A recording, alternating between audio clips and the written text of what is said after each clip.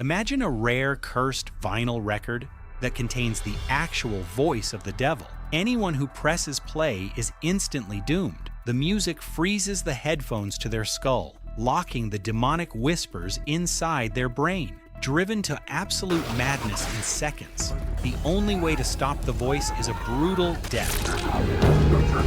This story begins when a certain woman sneaks into an abandoned shop filled with hanging animal carcasses, horrifying sacrifices that were apparently used to suppress something truly evil. She retrieves a strange vinyl record hidden in a secret wall compartment and takes it to a recording studio, asking a sound engineer named Bernie to analyze the audio frequencies to verify the recording's authenticity. Despite her repeated warnings not to listen to the record directly under any circumstances, Bernie confidently insists on listening through headphones. A freezing supernatural cold instantly fills the studio, frostbiting Bernie's ears to black. But the true horror is the sound itself recorded on the vinyl, so unbearable and agonizing that Bernie, driven mad, stabs a pen directly into his own ear and dies on the spot. The next day, Zed uses her psychic sense to find Constantine. She discovers their secret base and walks inside, where she finds John covered in blood, wildly dancing as part of some strange occult ritual. He looks like he's balancing on the very edge of madness. While Constantine is busy with his dark business, Chaz gives Zed a tour of their base. Though it appears small at first glance, inside it conceals an ominous tunnel. Behind a small, inconspicuous door lies an absolutely black corridor stretching endlessly into darkness, rumored to lead straight to hell. Even Constantine himself avoids going in there, but Zed shows not a trace of fear. In the newspaper, they read that recently, a music engineer, an old acquaintance of Constantine's, mysteriously died at one of the red marks on the map of supernatural events. When Zed touches this point on the map, she physically feels the piercing, icy cold of death. Constantine immediately concludes that Bernie's death was no accident. They head to Chicago without delay and arrive at the morgue. Constantine was once the frontman of a rock band, and Bernie was the very engineer who recorded their only album. John never expected their reunion would happen between the living and the dead. Constantine, full of grim tricks, takes a withered corpse hand from a hand of glory and lights each fingertip, while also grabbing Bernie's frozen hand, thereby allowing the dead to come alive for a brief moment while the candles burn. After reciting an ancient spell, Bernie's corpse jerks upright and sits up. He hoarsely reveals that his killer was the freezing, demonic sound on the Moonrise vinyl. After some research, Constantine discovers that the cursed Moonrise record was released by a record company over 70 years ago. Its owner is still alive and may know the truth about what exactly is recorded on this vinyl. At the hospital, Constantine demonstrates one of his special magic tricks, a card that can transform into any ID he wants. Disguised as a government official, he gains access to Mr. Moonrise. The very moment Constantine mentions the vinyl record, Old Man Moonrise knows exactly which recording he's talking about. Decades ago, rumors circulated that a famous singer sold his soul to a demon for creative inspiration and fame. Moonrise didn't believe this nonsense until that fateful recording day when the temperature in the studio suddenly dropped to zero and the singer was consumed by living darkness right before his eyes. After that nightmare, nothing remained of the singer except a pool of blood. The demon's own voice was recorded on that vinyl. When Moonrise held the record in his hands, he felt cold to his very bones, as if the devil himself was imprisoned inside this cursed object. In horror, Moonrise sealed the record inside the wall of his old building, but recently a private detective approached him with an offer to buy it. The payment check was signed by Fell, the biggest rock star Bernie ever produced. Constantine immediately suspects that someone at Fell's level could easily have made a deal with a demon. Meanwhile, that same woman who previously stole the vinyl hides it on a bookshelf in her home. Her young daughter accidentally notices the record, and since the vinyl whispers dark temptations to everyone nearby, the girl secretly takes it from the shelf while her mother is away. Shortly after, Constantine bursts into Fell's luxurious home and aggressively demands to know exactly what deal he made with the demon.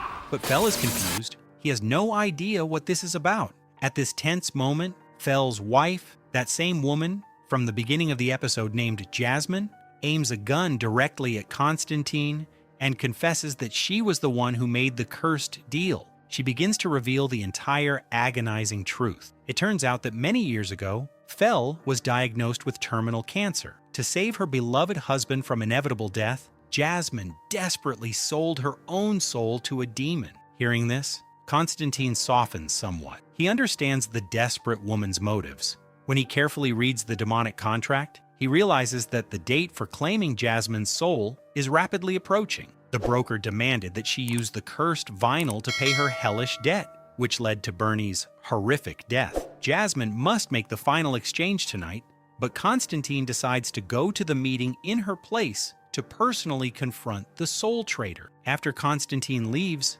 Jasmine and Fel discover in horror that their little daughter secretly tried to play the cursed record. Fortunately, they burst into the room and stop her at the very last moment, saving the child's life. At the same time, in a dark room on the outskirts of town, Constantine finds the soul trader who contacted Jasmine, but quickly realizes this person is merely a lowly lackey. The real main villain is someone else, someone Constantine knows all too well personally, a powerful dark sorcerer named Midnight. Constantine is disgusted that Midnight has sunk so low as to deceive desperate women and trade souls, but right during the furious confrontation with the broker, Midnight's henchmen attack him from behind and brutally knock him out with a blow to the head. When he comes to, Constantine finds himself tightly bound in an abandoned factory. Tonight, Midnight intends to obtain the cursed record at any cost. In the hands of such a dangerous sorcerer as him,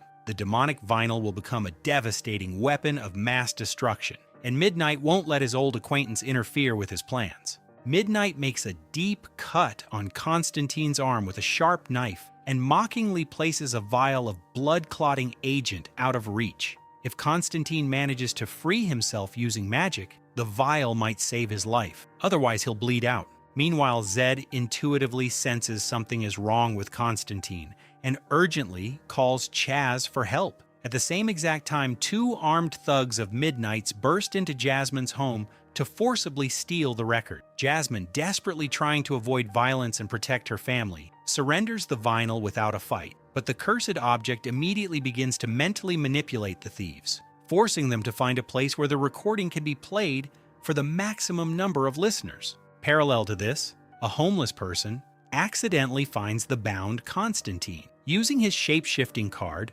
John transforms it into a credit card to buy help and freedom. But the greedy man instead tries to rob and kill him. But fortunately, Zed finds Constantine at this critical moment using her powerful psychic vision and saves him in time. Their next urgent task is to retrieve the cursed vinyl at any cost. If it's played publicly in a crowd of people, the consequences will be absolutely catastrophic. They race desperately at maximum speed but still arrive a few minutes too late. The record is already playing at full volume in a packed nightclub. A horrific, bloody massacre erupts instantly. People in madness begin killing each other. Chaz arrives here with magical supplies. Together they learn the shocking news that at the scene of the bloody carnage, one single survivor was found, a deaf man who survived solely because he physically couldn't hear the cursed record. With trembling hands, he tells them that two possessed men burst into the club, demanded the vinyl be played immediately, and triggered mass hysteria and mutual killings. Constantine is absolutely certain that even Midnight didn't orchestrate such monstrous chaos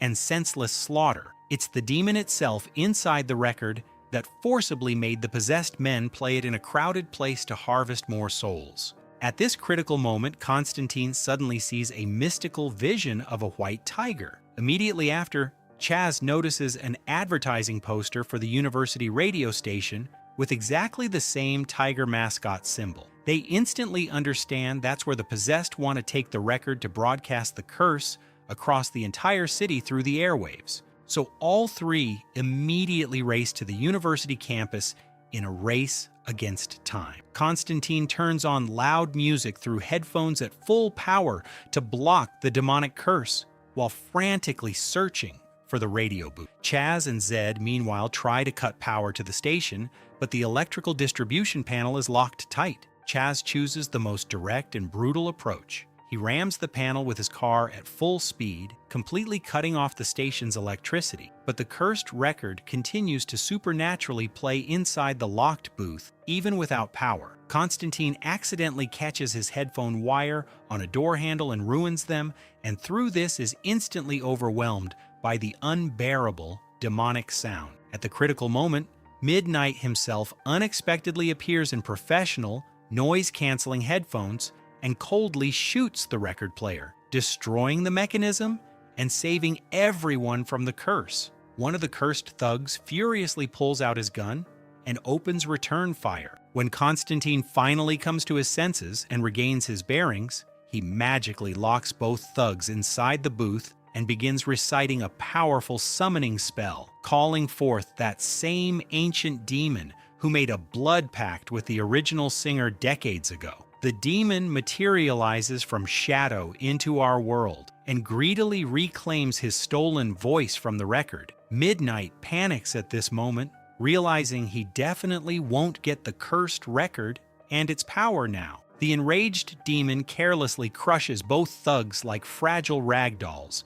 before triumphantly returning back to hell. The cursed record vanishes without a trace, along with him in clouds of sulfurous smoke, leaving Midnight in powerless fury and absolutely empty-handed. Later that same night, Constantine brings the intimidated soul trader back to Jasmine's home for the final reckoning. If Fel voluntarily renounces the health he received through the demonic deal, Jasmine can reclaim her soul and nullify the contract. Fel immediately agrees without a single second of hesitation to sacrifice himself for his wife. Then forcibly making the broker swallow the paper contract itself, Constantine finally breaks the deal. Constantine saves yet another family from a hellish fate, and in doing so, earns the long-burning hatred of the powerful Midnight. The sorcerer furiously creates a voodoo doll and smears it with Constantine's blood that remained on the knife after that deep cut on his arm. His eyes burn with a thirst for vengeance,